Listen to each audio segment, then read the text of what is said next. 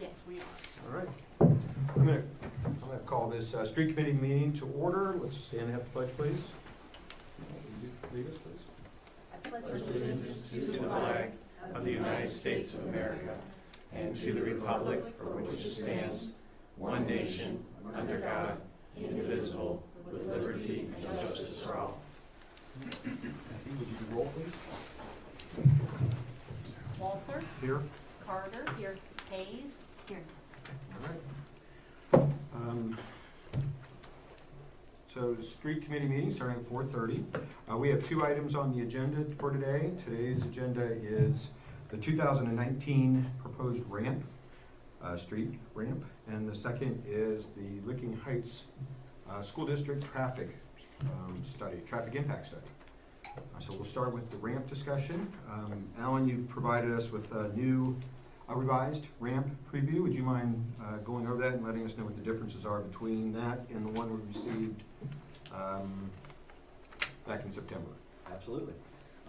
Primary difference is at the bottom I've added Old Maids Lane and a couple different options for Highland Court.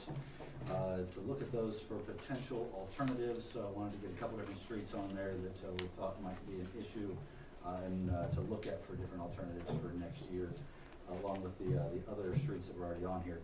The other streets, there were some minor changes on Headley's Mill, Phase 2, of course Phase 1 being this year.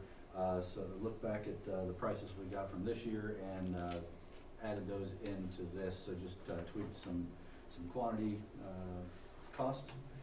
And then on Mill Street, we talked about adding the sidewalk last time along there, so that sidewalk is now included in the Mill Street number. And then the last thing that changed was Dixon Road option 2. There was a cell that had been errantly zeroed and it should not have been, so that added a small amount of cost to the option 2 choice for Dixon Road. Okay. So just to review, in our current budget, we have $675,000 budgeted for, $650 for $650. construction itself. and then $50,000 for engineering. Is that correct? Correct. And another $25,000 for inspection. All right. So 650 being our target. This, Mel and Suzanne, this is what we went over a couple meetings ago regarding some options on the, well, not on Headley's Mill, the second phase. That one's pretty much set as far as what needs to be done to finish that project. But we did talk a great extent about the Dixon Road options. You know, I think through that discussion, we were, at least I recall, us being pretty, or at least I was pretty confident that the option 1 for Dixon Road was the right way to go with that one. We can certainly talk about that a little further if you want, but that's the one I had, at least for my notes, as that's the shoulder chip and seal, in addition to the road mill and fill. So I guess to go through this, you know, option 1 for Headley's Mill, option 1 for Dixon Road leaves us with about 100, you know, a little less than $100,000 left over to stay within budget. I know 650 is a target for our budget, but that's what's being shown in the budget right now. Alan, one other quick thing on the Pat Haven Drive. I know we got into a big discussion about Pat Haven Drive last time.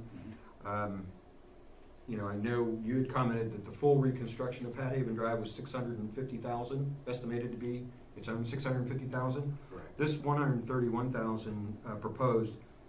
Can you give us a little feel on this? Whether this is, you know, is this a Band-Aid? Is what's?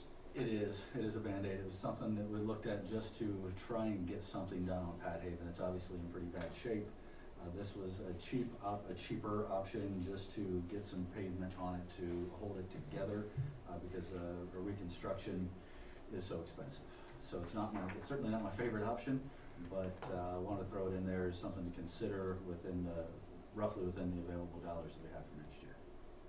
And if it's not done, if it's chosen not to be included for next year, do you think that will affect your $650,000 total reconstruction price, or I guess what's the downside of not doing it next year? just pushing it out another year. I don't think the cost is gonna increase, cause a reconstruction really is the best option in my mind. And that's, yeah, I mean, obviously cost of money and time, inflation, but aside from that, you know. Okay. All right. And I think we talked about the Park Street, Mill and Fill, and we talked about Mill Street, and we talked about, this is adding, so just to clarify, the 63,000, that's to add the sidewalks, the integral sidewalks, to be included there. Correct. Okay.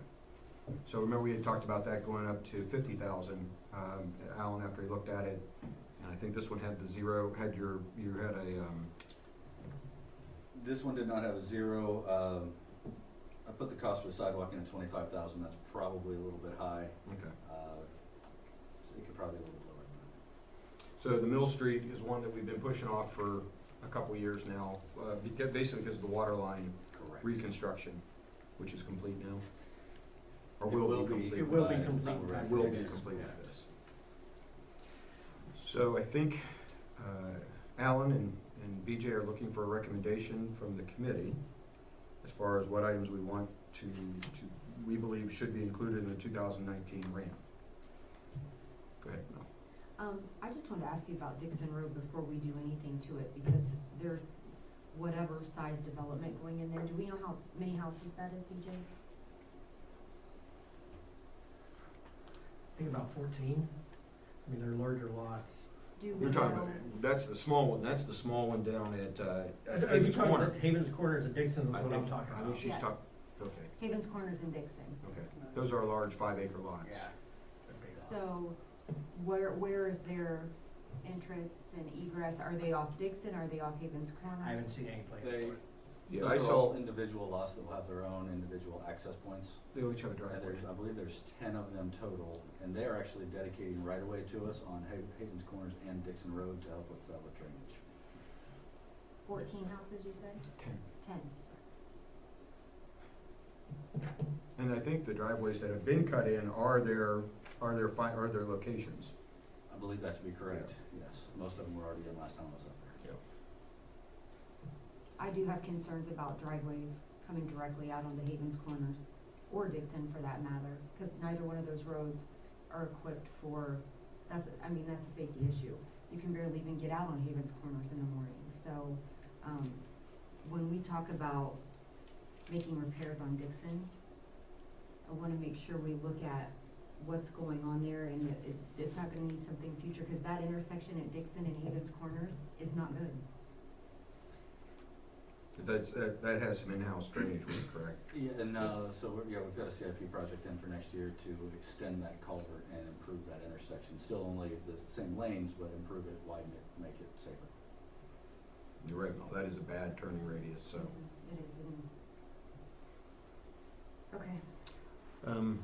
With the additional items that you've added on here as option 4, these are items that we haven't talked about yet in committee. Anything you want to add to those regarding those two projects, with one having 2 options? So I was looking for any input, one from the committee, 2 from street superintendent on any other roads that we should consider. Both of these came from, one of them was a resident concern, the other one was from the street superintendent. Old Maids Lane is one Jason had mentioned. If we get a chip seal on that sooner than later, I think we can save some money by the preventative maintenance on that, because it's starting to get bad. If we wait too much longer, it's gonna be a lot more than a chip and seal.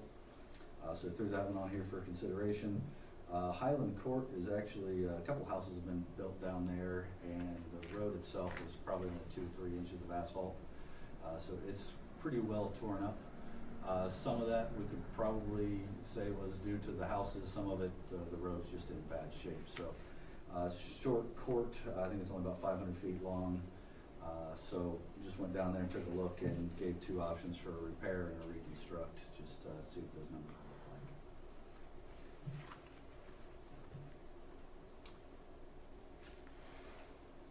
All right. So I would make the suggestion that the Headley's Mill option 1, the Dixon Road option 1, so that's 280,000, 289,000, the Park Street, and the Mill Mill Street. Those 4 items would be items I would recommend to be part of the ramp with with an alternate, or at least an engineering being completed, and an alternate for the bidding purposes of, since we are doing chip and seal on Headley's Mill, it kind of makes sense to do the Old Maid's Lane at the same time. We may be able to get a little better deal there rather than doing that independently.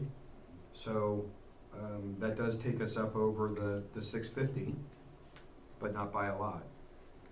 That's let's see here real quick. It's 569 and 100, so that's 669 for the bid, for the first bid, or for the bid number, and then the alternate would be a $93,000 alternate.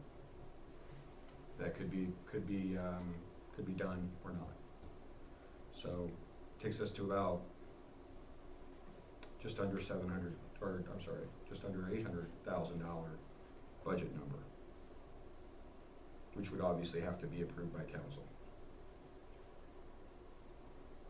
Any thoughts or comments on I would that? agree with that. I think, yeah. Yeah, I think after looking at this and putting off the Pat Haven Drive, putting that off till next year, until 2020, and then the Highland Court, I mean, there are things that we can do out there ourselves, right, to repair? Yes. Yeah, it's a short court, 424 feet long, so I think we could probably fix it as needed.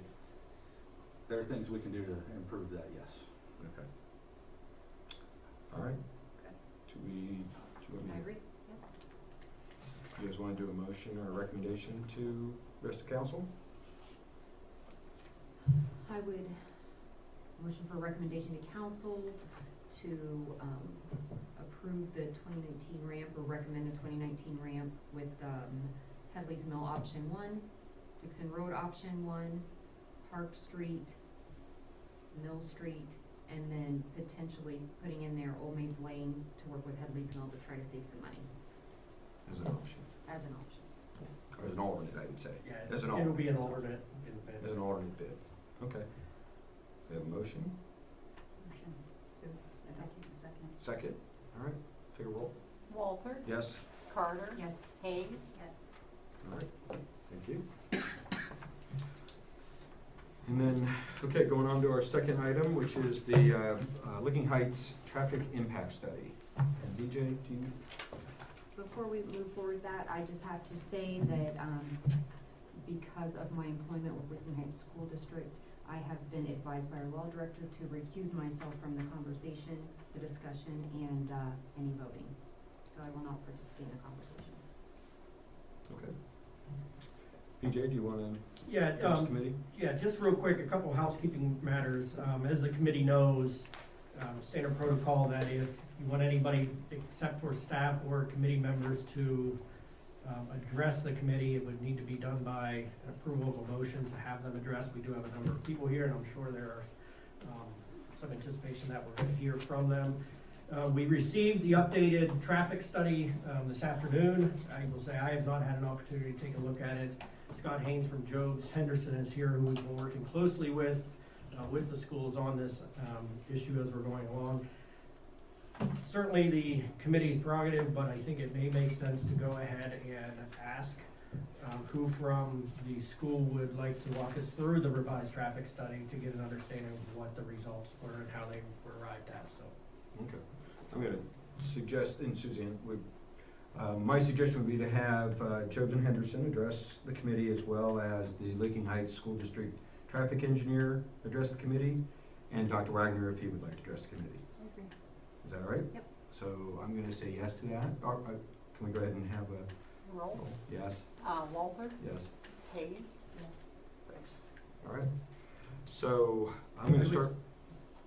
Go ahead. I would start with the Licking Heights School District Engineer, our traffic engineer, if they'd like to address the committee, and at least a presentation. If you don't mind, when you get up, your name and address, please. Mike, did you provide extra copies too? Did you? I brought a couple extra copies, which I can, Do you want those? pass out. And I'm going to qualify that I haven't looked at this at all. I've looked at the report that was the October 16th Can we get them report. the? So I may have some dumb questions for you based on, just getting some differences between the two. If you have some extra copies, that would certainly be helpful How many copies? to distribute those. Just one Yeah, I just brought the two. I need to You wanna work for this refer to one? them. I'll give them this one after I finish the Okay. presentation. You guys wanna go ahead and get started, we'll run some copies real quick. I've got it, it's great. You got it? Got a copy. Give me another copy.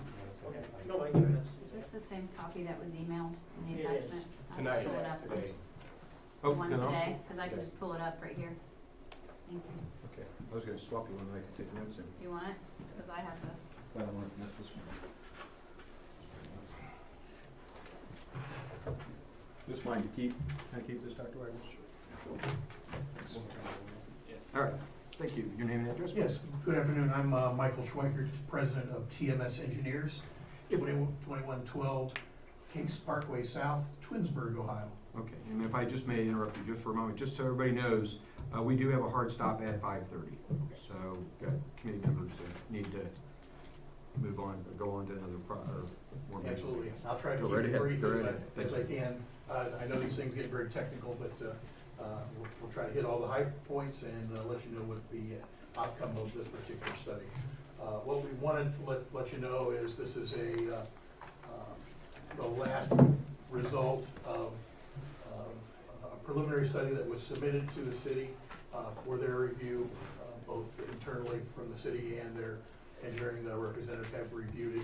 I believe that representatives from Morpsey have commented on the study as well. Morpsey is not, Morpsey's rates were recommended to be plugged in. Correct. To this. Yeah, and based upon those comments and the recommendations from Morpsey, we took all of those and those comments and addressed each and every one of them. And what we have here today is the final study, which outlines all of the recommendations for traffic for this particular project. Now, taking quickly through the process that we did for this project, we took current traffic data out there on all the roadways in this area. In our first study, we knew that the development was not gonna be built today, it's gonna be built in the future. So we needed to do some projections as to what we feel would be the amount of traffic that's gonna be on those roads in the future. And we looked at the opening year of the school, as well as 20 years hence. The reason we do that is if we find that we are recommending some sort of improvement, we wanna make sure that that improvement works for the next 20 years. No use having it work the first day, and then the next year it fails on you.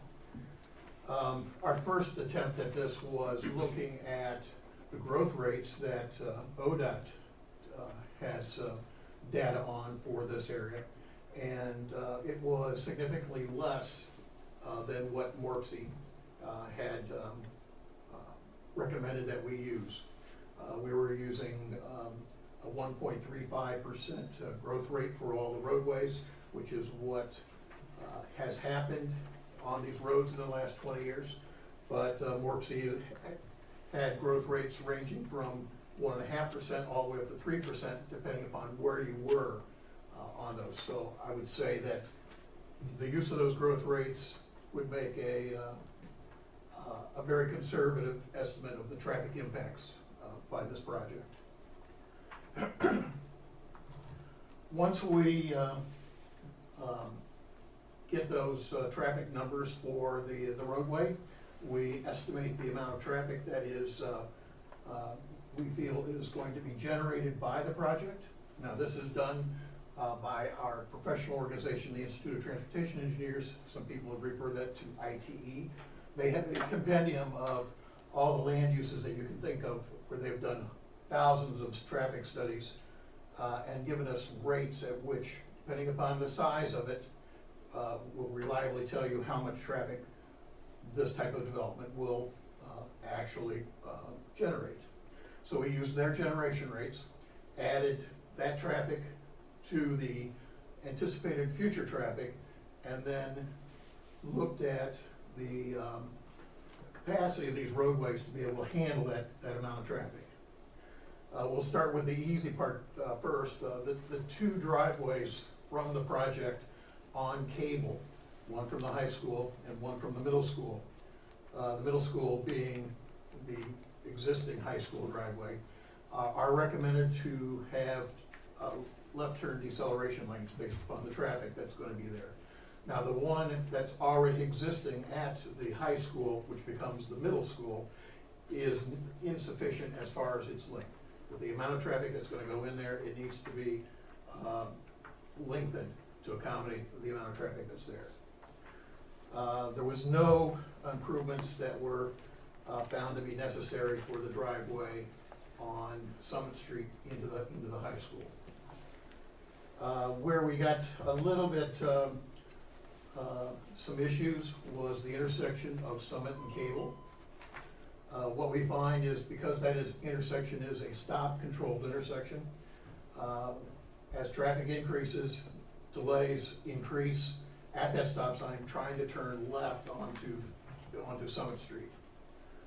And what we found was, in our first study, a recommendation was made to do a roundabout there. Because what we find is that adding lanes will not decrease the amount of delay. As you add more and more lanes for a stop sign, you've got bigger roadways that you've got to try to find a gap in, so that doesn't work. But, excuse me, but as you, if you use a roundabout, it becomes safer and we're able to reduce those delays. Unfortunately, comments from the city and their engineer, we find that the cost to do one of these things is very, very large, in both construction and the right-of-way. I think there's an issue with the gentleman who owns the property on the southeast corner, if I'm not mistaken, or, well, there's some right-of-way issues that you would have to be able to accommodate the footprint of something of that size. So, without doing that, our next option was to put a traffic signal in. Unfortunately, the traffic signals are regulated by the Ohio Revised Code. The Ohio Revised Code tells us that we have to follow the warrants from ODOT's Ohio Manual of Uniform Traffic Control Devices, and at the traffic volumes that we see being projected forecasted for this intersection, we're not gonna meet one of those warrants. There's 11 warrants.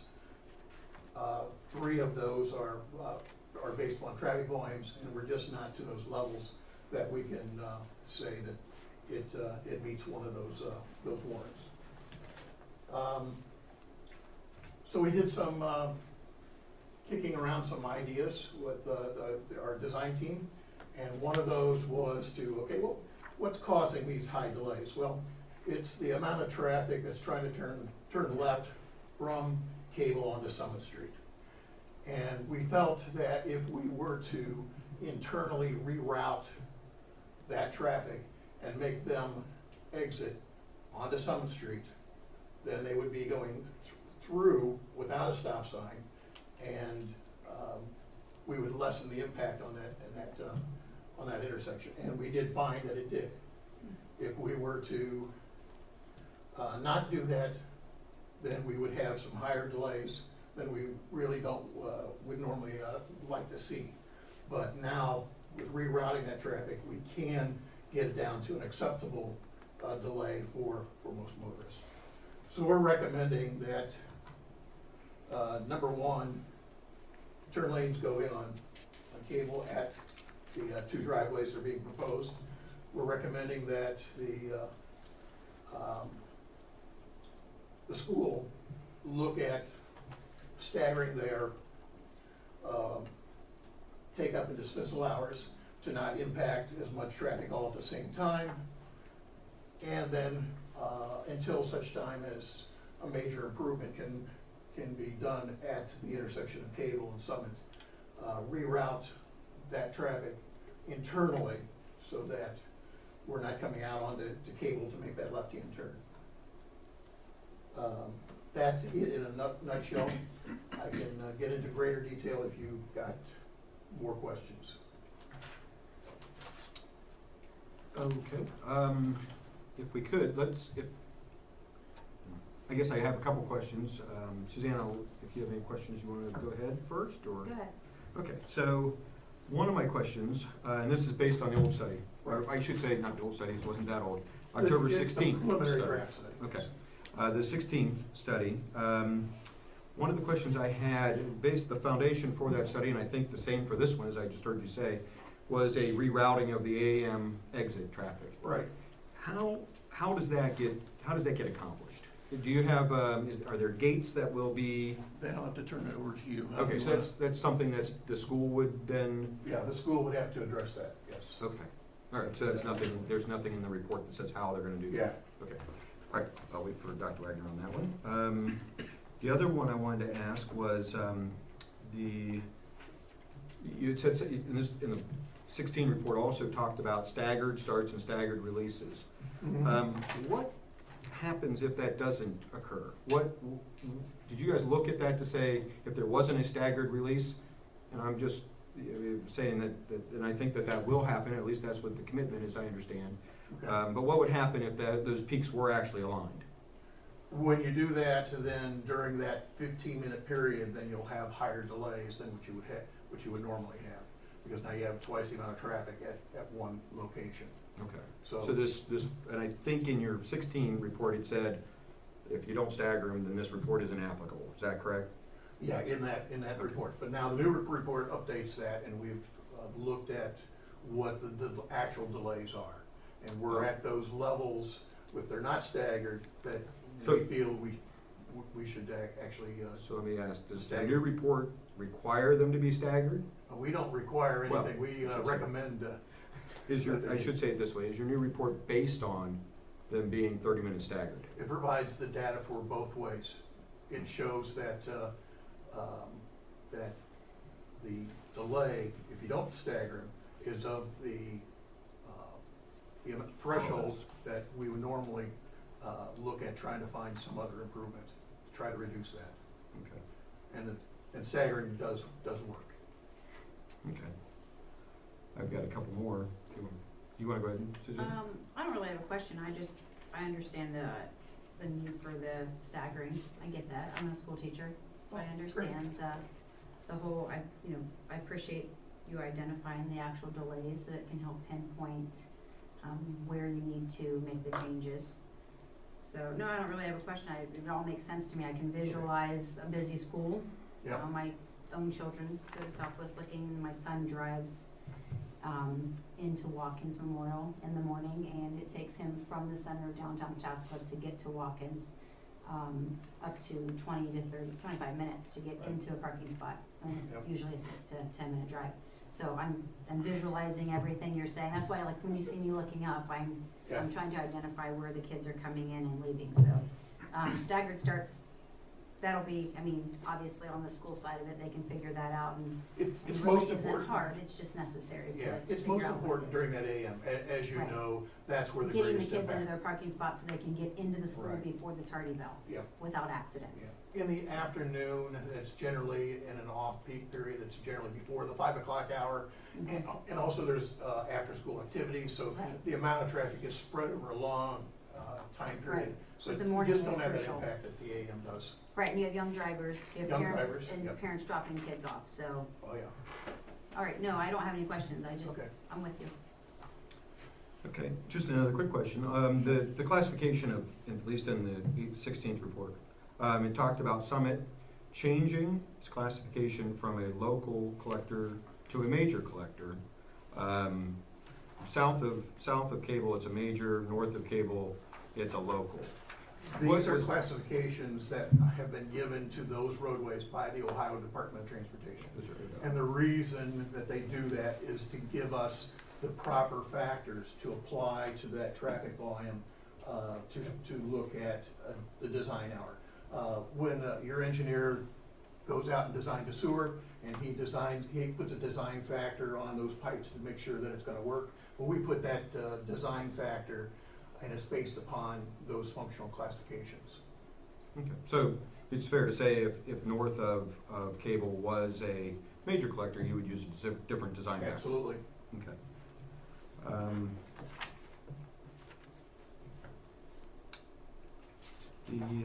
so the report, at least the 16th report, and it talks about a existing condition 2018, a no-build condition 2020, a no-build condition 2040, and then a build condition 20, a build condition 40. Yeah. And really, I think what is most interesting to me, at least, in looking at this issue is the difference between a no-build condition in 20 versus a build condition in 20. Those are kind of the starting points. Yes, absolutely. And between, and I don't know what your new report says, but can you elaborate on what the new report might say in conclusion to that, between 20 no-build and 20 build, and 40 no-build and 40 build, if that makes sense? Let me see if we usually put a comparison table Okay. in our report so that you can see differences. We did it this time around. But basically, what we have to do for any development is to separate the existing conditions that are out there on the roadways. Because if you had a roadway or an intersection that had existing issues that needed some sort of construction to improve it because of the current issues, then you can't penalize the development for those existing conditions. So we have to look at the no-build condition to determine, okay, what do we got here? And if we do have some issues, find out what we need to do in order to mitigate an existing condition. In this case, we don't have any true conditions that need to be mitigated on the existing.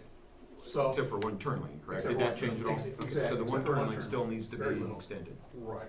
So then we add the additional traffic by the development, find out what the additional increases in capacity are, or the additional impact to the capacity, just to find out, okay, what is this development doing for it? And so we find that left-hand turn on Cable onto Summit is directly impacted by the development. So we need to find some way of mitigating that. Can we do it with a roundabout? Yeah, that was a little cost prohibitive. Can we do it with a traffic signal? No. We really can't use that because we don't meet any one of the warrants, or I can't give you a recommendation to do that because it would be against what the Ohio Revised Code says, which you need to first meet one of the warrants. And then secondly, we found that this rerouting of internal traffic onto Summit would actually mitigate those problems. And we would have an acceptable capacity value that you would expect to have at those intersections. Okay. So that's what we're looking at.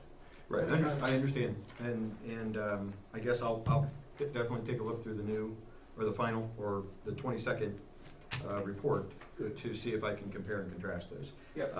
Another question for you, as far as the counts, or how did you come up with a count or counts for a middle school? What was that based on? I didn't see anywhere in here where you went to the existing middle school and counted or anything. No, How did you come up with that? used ITE trip rates from their studies, which gives you a design value, which is probably higher than what your middle school is really gonna generate. Local conditions generally are less than these design values that we get from our professional organization, and it's an accepted way of determining what the impacts are. So we're not using existing. We could have if we wanted to, and if we would have, we probably would have shown less of an impact, and these delay values that are shown in here would be less. I don't think that they're gonna be a different level of service, A, B, C, D, E, but the amount of delay is gonna Just be wondering different. where you came up, how you addressed those counts. I do have a question. Go right ahead. Is there, in the plan, is there an access road from the high school to the middle school to allow for parents that are dropping off middle school and high school kids, so that, do they stay on the Licking Heights property, or do they have to come back out onto the the actual road, so that I way, be- cause I that believe would, so. that would cut down on a little bit of your traffic if they're dropping off a middle schooler, Sure. staying on the grounds, Yeah. dropping off a high schooler, and then exiting out. I mean, I know there's multiple traffic patterns when you're dropping off Right. kids in the morning. Yeah, but I and that's didn't know one that would thing, cut down on some of the Yeah. congestion. yeah, and that's one thing that makes this a little bit more, overstating what the impacts are, because there are parents that have more than one Right. child in the school system, and you're gonna have that, shared trip Right, so you're gonna for have those. some that are coming and staying, Yeah. and some that are coming to one or both Oh, yeah, and leaving. right. So you have multiple. So that does impact it, but we're trying to give you a little bit more, significant, Absolutely, I analysis just of- like the Yeah. I see, thank you. I have another question. Go right ahead. In your study, did you find that external traffic that's coming in, that's non-school traffic impacted, like, I'm sure that you have, like, you figured that out, that it's, does the traffic that's coming from other directions that is non-school related, Mhm. Oh, yeah, and obviously you factor that in, yes, oh, yeah. do you find that that's heavy regardless? So like we have places from like Beach and Mink that are all kind of factoring into all of that. Right. Is that something that is great in itself, that, and we have traffic like that's kind of increasing in the area anyway, regardless of the school. Right. So these are things that we need to look at as a city, Oh, yeah. as a whole, regardless of whether or not the school is even there. Yep. You're finding that. And that's what these MORPC growth rates will do for you. It's gonna give you a sense of what your traffic is doing. And if you look in the chart in the study that shows what their growths are, this is where they feel you're gonna start to see increases It's like on on a these day in streets. July versus on a day in, during school. No, basically what we do is, when we analyze an intersection, we wanna use a design hour, okay? Okay, Now, there are over 9,000 hours in a year's time, right? So a design hour is generally that hour that is probably anywhere from the 50th to the 10th highest hour of the year. Planners generally use the 30th highest hour of the year. So when we take our traffic counts, we have to convert that count that we took on that particular day, on that month, on that week, to the 30th highest hour of the year. And that's what the design hour factor does. So we're not looking at, something in February or somewhere in September. We're looking at the 30th highest hour, which is gonna be, it's not gonna be the day after Thanksgiving, let's put it that way.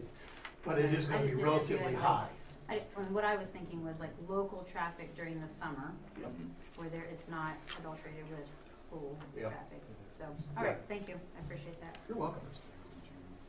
So I'm gonna dive into the weeds just a little bit. So on page 43 of the October 16th report, you talk about the Summit and Cable intersection. Yes. And you talk about if the traffic turning left from Cable onto Southwood or southbound Summit Road during the AM peak hour was redirected to utilize the internal site driveways, and exit the site from Summit Road, this would eliminate an unacceptable delay. It said that it was a level D if that occurred, correct? I think on the next page, they comment that it's level D. Yeah, and I apologize for that word unacceptable. Okay, When we talk about, the delays, we give them thresholds with these letter grades, A through F. When you're talking about a stop sign controlled intersection, there are many of these types of intersections in all the cities that have high delays, but there's not anything we can do with it. I wouldn't call that unacceptable, we just have to live with it. You just can't put a traffic signal or a roundabout at every block. It just doesn't work. So you're gonna end up with some intersections that have high delays. Now, what it is unacceptable is if it's at that level where a traffic signal is warranted and you don't put one in. But we don't find that the traffic signal is warranted here. So that's what we look at right away to determine, can we get a traffic signal in here warranted? Because you really don't wanna put one in unwarranted, because the lawyers are out there looking for us. Well, and that kind of brings me to my question, because it looks like, and I just took a quick look at page 43 in the October 22nd, there were some words changed. It says that the delay would be decreased, but as I go down further on that page on 43, which is similar to what you had written on page 44 of the October 16th, it talks about, well, it says in the beginning, it says instead of unacceptable delay, it says this would be decreased. And further down, it says Cable Road and Summit Road intersection is expected to operate at an LOS-D if a traffic signal is installed at the intersection, or if the school traffic which would turn left on westbound Cable onto Summit is redirected to the exit the site at the proposed driveway. So, is this report saying that regardless of what you do, whether you redirect traffic or you install a light at the intersection, that intersection is still gonna operate at a level of D, as in dog? That's correct, yes. That is correct. So it doesn't matter either way. It doesn't matter either way, but I want to point out in the new study, we do differentiate as to what the delays are, and you will see a Yeah, significant. I'm interested in seeing that. I Okay. understand. Right. I know that that's a piece to this puzzle. I'm Right. just asking, that was one of my questions on the other study. Sure. Was how does that work? Yeah, we always, from a technical standpoint, have to look at what possibly could be one of our mitigating improvements. And a traffic signal is always the one you start with. Right. So you go out there and you find out if indeed, can you make the level of service work? Okay, well, we do. Now we check the warrants. Oh, And just to be clear, just to Suzanne's point, this is in a build situation, not in a no-build situation, That's correct? correct. Okay, perfect. well, we could look at it in a no build. You could, but If it was really bad right now, we'd Right. wanna look at to see if a traffic signal is that we need right now, even if you don't put the school in. But we didn't find that to be the case. Right. And, Suzanne, anything else you might have? In your experience with cities, do cities require the school districts or the community, I don't know if I'm gonna word this right, like, Can we, who's responsible for Suzanne, widening? can I interrupt you for a second? Because, go ahead. Yeah. As far as obligations, we've been, We've with been pending warned. litigation that we shouldn't be talking about. We should talk about what improvements, need to occur out there in order Okay. to Yeah. That's fine. Sorry. discuss with school. I have one last question, Sure. and I'm sure I'll have many more, but this question at least. Did you guys, and I saw it in the report, in the 16 report, where you talked about you did not look at, and I think the road is called Woodward, which is just to the south? Woodside. Woodside, I'm Woodside, sorry, yes. Woodside. It's kind of a cut through, essentially, reportedly. It's a cut through for students. Did you guys look at that roadway or any of the intersections regarding that roadway? We only took cursory looks at several intersections that are nearby and found that the patterns, the distribution patterns of where traffic is going, starts to diminish as you get farther and farther away from the intersections. And so that if those impacts aren't as high. Now, there's one intersection that is already way over capacity, needs improvements now, which is Summit and Haven, whatever it is. Yeah. And that, once that intersection gets improved, then the amount of traffic that the school will generate won't have any impact on that intersection. Understand. Okay. Anything else, Suzanne? Any other questions? No, or I'm anything? good. All right. Do you want to have any questions? Alan, I see you're over there anxious. Just a second. I didn't know if we wanted to go to Dr. Wagner first and then have I city. think if there are questions for Dr. Wagner, or if he has anything to add, let's go ahead with that, and then, Alan and Scott Haynes can answer any questions, make any comments. I will say, same as you, I don't think Alan's had a chance to look at this new one, and Scott had it very quick, just to do a quick comparison. That's fine. Philip Wagner, 6539 Summit Road, Southwest Defense. I didn't know if you wanted to have I'm any happy to answer statements or- questions. Okay. I can, I heard you ask about the staggered start time. The district would stipulate to that. If you want a little bit more detail, to get in the weeds on that.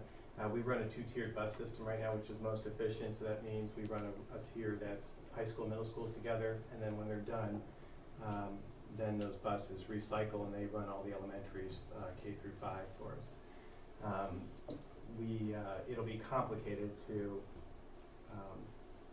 offset it, but we agreed to that months and months ago with the city administration, so we would stipulate to that.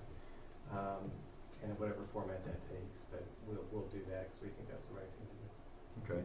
The other one I had a question about was the routing, the internal routing for AM exit. So if you look at the report, it's page 3, beyond all of the executive summary there's a site plan on there. Now this is the original site plan from from May, and this has been revised a bit, so it's gonna be small if I'm walking through it.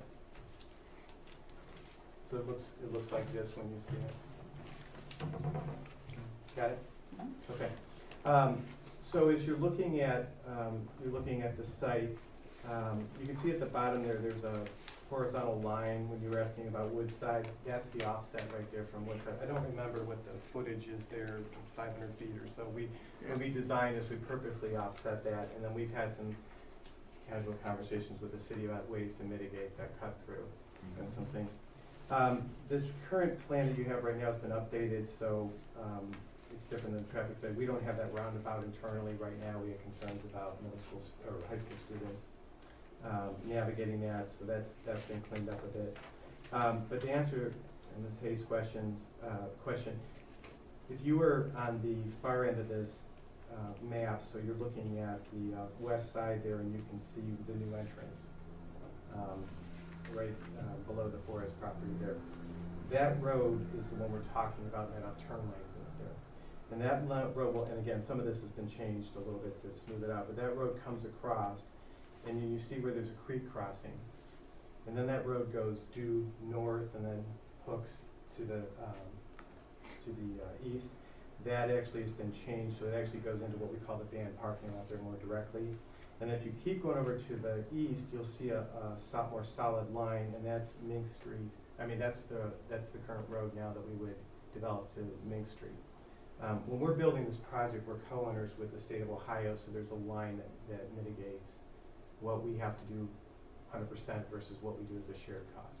So there's really a divide between those properties. So anything east of that creek, for the most part, certainly that band parking lot is all our responsibility. But to answer the question, literally, yes, you can travel internally across the property and actually go from Summit to Mink without even touching cable. One of the other things we talked about with the administration, and I'm probably advancing the ball here faster than we need to, but we talked about the need for school safety. We've increased the number of school resource officers in the last 8 years. We had a part-time person, now we have 2 full-time. We'll be looking for another school resource officer. One of the things we started discussions with is to have school resource officers stationed at exits to help mitigate traffic too. So the question about Woodside, because we know that's a cut through, that road that would be to the west of Woodside as it's right now, because that road's about where it is. Like so the cul-de-sac, or the turn roundabout's not there. But we could position a school resource officer there as well as the other entrances and on Summit and Mink. But we want to talk with the city about, if we're going to be allowed to have school resource officers manage traffic. But it's really, if you look at the study, and this really hasn't changed, it's about 20 minutes, that really concentrates, even with the staggers, what the projection is. Right, and the basis of my question was, what's to stop, the mom that needs to get to something else quickly, sees that there's a backup at that exit onto Summit, and hey, I know how to get out of here pretty quickly. What stops them from doing that? Well, I don't think that we can ever stop anyone 100%, but I think what we would do is, there's things we do now to manage the environment. We have good video surveillance. We follow up with people who are not cooperative now. We have people speed through, run excessive speeds through the property, and we have good video surveillance. We actually can get on top of a license plate now with our digital Zoom. Sometimes the police get involved with it, even though it's private property. So I can't say 100%, but with the administration, we've been working through some options. I mean, this is an ongoing process. So again, kind of advancing the ball further, but one of the things we talked about was hiring a third school resource officer, having them stationed at position points, and then kind of work through a timeline with administration about would this be for 3 years, or, we've been involved with the planning, The comprehensive planning. Yeah. So I think this would fit hand in glove with this, so that we can all work together on what we're gonna do for the community. Piggybacking off that, first of all, it's a public road, right? So anyone can take that cut through. In my experience on a well like, on a good day where traffic is perfect and you don't have all these issues, you're gonna still have parents that go wherever they want on any day. So like, I mean, I can tell you that there could be arrows and perfectly painted lines on the ground and everything's supposed to, I mean, it's just, you can't Right. determine where I mean, there are gonna be parents that come up with their own plan every day. So, but I appreciate, like, this is very well thought out, and, but the road that we're talking about, like the cut through, is a public road, is that correct? And I know that neighbors are gonna probably be upset, like, with the cut through, is that what you're saying? Oh, I was just asking if it was addressed, if they had looked at those intersections at all, and the point you're making is exactly the point, is, you know, we're hopeful that a plan to route traffic interior rather than exterior works, because then the intersection at Cable and Summit is dependent upon that to work. That's the reason for the Okay. question. Okay. And we haven't discussed whether we dedicate the road or, you know, I guess we can have those discussions, but at this point, we looked at it as internal road, and again, this has been a series of months and discussions, and also we understand the concern and agree with it, because we have issues with buses as well, too, so. Yeah, I think it's a good idea, it's a good solution. Yeah, One final question, Dr. Wagner. I had understood that the administration or the administrative personnel are also going to move up to what is now the high school. Is that true or is that not true? yeah, so, right, so the overall plan for this building is that, we will have the student population divided by 6 buildings as opposed to 5. So right now, the current high school is built from 900 students. I haven't looked at the count in the last couple of weeks because it fluctuates much, but we're well over 1,200. We have 12 modular trailer classrooms on that site right now. What will happen is when that becomes a middle school, we will decrease that population down to about 700. It'll only be 7th and 8th grade here. What we're gonna do is, as we reconfigure the district, the new high school will be grades 9 through 12. The current high school becomes grades 7 and 8. North Elementary becomes grade 6, and maybe the preschool, we're kind of trying to figure where the preschool plugs in. Central will become grades 4 and 5, and then West and South become K-3. And the idea with this whole plan is every building but North has reduction of at least 1 grade level. So then there's relief across the board in traffic, teaching and learning, class size, and all. So it's really been a good model, I'd say, for the district. Because again, sometimes you build a elementary, it's great for elementary, but this is the kind of model where we're building a high school and it cascades down and it'll impact everyone in the community. Do you think, is it safe to say, and I don't know if this is for the traffic engineer or for you, either way, is it safe to say that that those trips that are generated by that administrative personnel are outside of the peaks? Is that safe to say? Administrative personnel.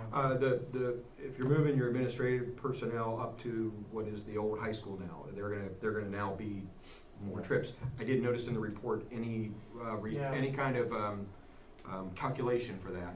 Yeah, what we're thinking about, and this isn't even really made this public, but we're thinking about converting the modulars into a board office temporarily for a couple of years until we can work through some financials as well too, and some of the economic development kicks in. Because the current board office, we're split now in about 4 or 5 different locations, and the building is in a poor state of repair, especially the back of the building. We would level that, work through a better pass-through in that area, so the whole board office and auditorium would be leveled, maybe as early as 2020. And then we might go to the modulars, as that's the thing we need to be public. We initially talked about going into the high school. Okay. The amount of traffic for that, you're talking at a most about 20 people. I don't see that as a Okay. large. I have no idea what the And they number. Yeah. generally arrive before the Yeah, staff and we anyway. move, I mean, there's some ability, but, you know, I wouldn't think that's substantial, and we'll be certainly, of all people, making sure that we follow the roads and what they need to do, so. Anything else, Suzanne? Nope. We've got about 6 minutes left, and I know Alan has something to say, and Scott. So, Alan, you can go first. All right. Thank you, Dr. Wagner. I think I just have one question, and I'll preface this with I've not read the study from today, and there's a couple things that may have answered this, but I didn't quite hear the answers. So in the study from the 16th, it says that traffic signal is warranted. And that- What changed between the 16th and the 22nd to get there? Yeah, if you can come up to the mic, please. It's recorded. What changed was, we've asked the opinion of the Ohio Department of Transportation as to the one warrant that we were thinking that would meet it. And They say that it only applies to a unique condition such as like an athletic event, like a major, like a football stadium or baseball stadium or someplace like that, or even sometimes a large factory that lets out all at once. But it wouldn't apply to an intersection that is not having direct access to the Okay, so that's the Warren school. 3. It's Warren And Three, that's correct. And the 16th, we thought that the Warren 3 would apply. Yeah. The 22nd, we realized it does not. It does not, that's correct. Okay. That's been a correction with the new study. Anything else? Nope, that was it. Oh, great. Do we make, thank you. Scott, do you have any comments that you want to supply, or anything you want to add? And, We do. okay. Name and address, please. So I did take a look at, Your Name and address, oh, please. sorry, Scott Haynes, 59 Grant Street, Newark, Ohio. I did look at the 22nd study briefly. The couple items I guess I do want to bring to your attention whenever you're looking at it is they decreased the westbound left turn lane into Cable and the high school proposed drive down to 365 feet. And then I also noticed that they removed an eastbound right turn lane into that same intersection.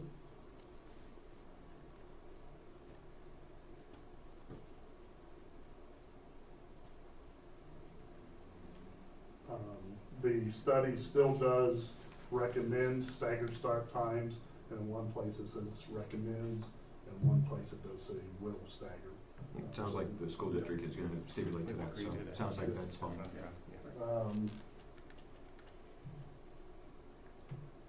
It did take out a lot of, the new study took out a lot of the resource officer, police officers at intersections. There's not a whole lot of mention to it.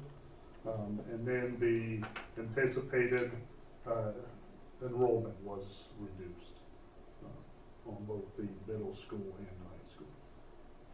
So those are the couple items in the brief amount of time that I had to look at. Okay. BJ, do you have anything to add? Just that Alan and Scott will spend some additional time reviewing this. Again, it was a brief cursory review, but as is standard, we'll be seeking a review memo from Jones with comments on these, as we typically do. Okay. And Suzanne, do you have any questions for Scott or Alan? All right, so one of my suggestions, I guess, as we wrap up is, I'm certainly willing to have another street committee meeting to make recommendations to council prior to the next council meeting. That date is coming up quickly, so 29th. I wanted to see if either Suzanne or Mel, if you had any conflicts on the 29th for a meeting. I assume we can have our reviews done by then. I do, You have a conflict? I do. Okay. Well, you wanna try for, see what's going on Tuesday, the 30th. And I hate to say this, but I don't have any kids that'll be trick or treating, so I don't know when trick or treat is this year. It's the 31st. it's the Good. 31st. Then is the 30th available, Suzanne? Sometime later this week, too early? Well, I just wanted to make sure everybody had time to go through it. Yeah. I can't do it this week, I could do it on the 29th if we met like at 4:30. Well, we'd only have one item on the agenda. Yeah, The- I could do it the this 29th report if we met at and 4:30. a recommendation. Yeah, so Mel, that's fine. you okay with that? I'd still like to, if you can be here. Sure. Okay, wonderful. Then on that, we'll schedule Kathy's, everything's available at 4:30 on Monday. And what will your purpose be? It'll be, I the will- purpose will be the review, well, I'll get you a purpose. we'll supply the report. things, yeah. All right, motion to adjourn, So move. Second. roll, Walter, yes? Carter, Yes. Hayes, Yes. All right, we're adjourned, thank you. We made it by 5:30, everybody, everyone. Would you like this, copy of the report? Oh, yeah, that'd be awesome. Is this one just an abbreviated one? Want me to give you this one back? No, that's fine. I Okay. think this only has, it has no